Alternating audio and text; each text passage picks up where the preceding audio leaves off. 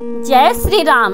यूं तो हर मंगलवार का दिन संकट मोचन हनुमान को समर्पित माना गया है, लेकिन ज्येष्ठ मास में पड़ने वाले सभी मंगलवार बड़े मंगलवार कहलाते हैं।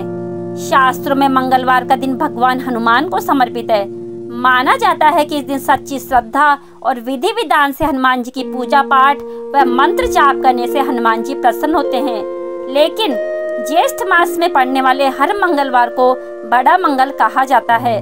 वही इस महीने में आने वाले सभी मंगलवार भक्तों के लिए बहुत खास माने गए हैं। तो आइए जानते हैं क्यों ज्येष्ठ महीने में आने वाले मंगलवार को बड़ा मंगल कहा जाता है। क्या है इसका इतिहास और महत्व। मान्यताओं के अनुसार बड़े मंगलवार के पर्व को हिंदू और मुस्लिम दोनों धर्म के लोग मनाते हैं। कहते हैं बड़े मंगल का प्रारंभ 400 वर्ष पूर्व अवध के नवाब द्वारा किया गया था। इसके पीछे की कहानी यह है कि एक बार नवाब मोहम्मद अली शाह के पुत्र बहुत बीमार पड़ गए थे। तब उनकी बेगम ने अपने पुत्र का इलाज कई जगह करवाया, परंतु कोई लाभ नहीं हुआ। इसके पश्चात लोगों ने बेगम को अपने पुत्र की कुशलता के लिए लखनऊ के अलीगंज में स्थित एक प्राचीन हनुमान मंदिर में जाने और वहां पर मन्नत मांगने की सलाह दी।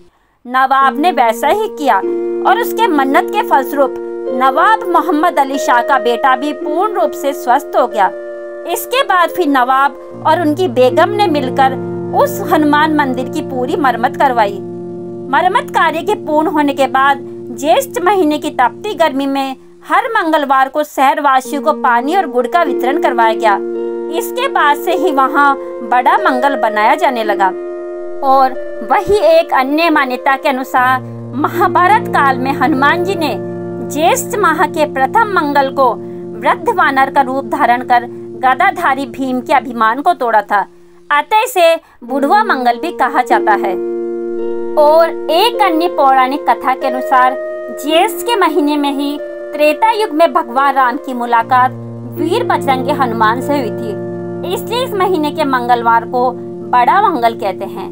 मान्यता है कि इस महीने के मंगलवार को हनुमत आराधना करने से बड़ा संकट दूर हो जाता है। मंगलवार की व्रत कथा इस प्रकार है।